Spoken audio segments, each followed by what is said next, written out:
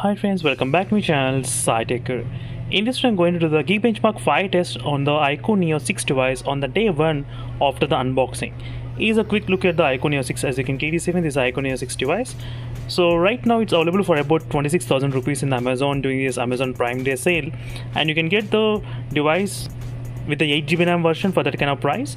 Let's see friends what's going to happen with the Geekbench Mark test at this moment. So just a couple of hours back I did do the unboxing, and right now I'm trying to do this kind of Geekbench Mark test for the first time in the iQOO Neo 6 device with the Snapdragon 870 chipset. So right now we're going to find out the results with the single core and the multi-core, how much high scores the iQOO Neo 6 can actually reach up to, high scores.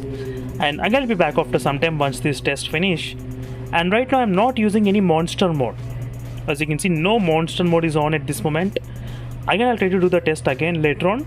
Then we'll try to use a monster mode, and then we'll try to find out what's happening with the single core and the multi-core. And I'll be back after some time friends once the test finish.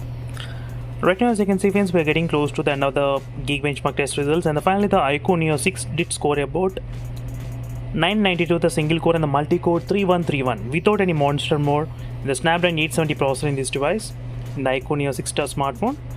And that's it friends, thank you for watching and stay tuned for more updates, and in case if you have any other questions let me know in the comment section below. Until then, signing off and bye.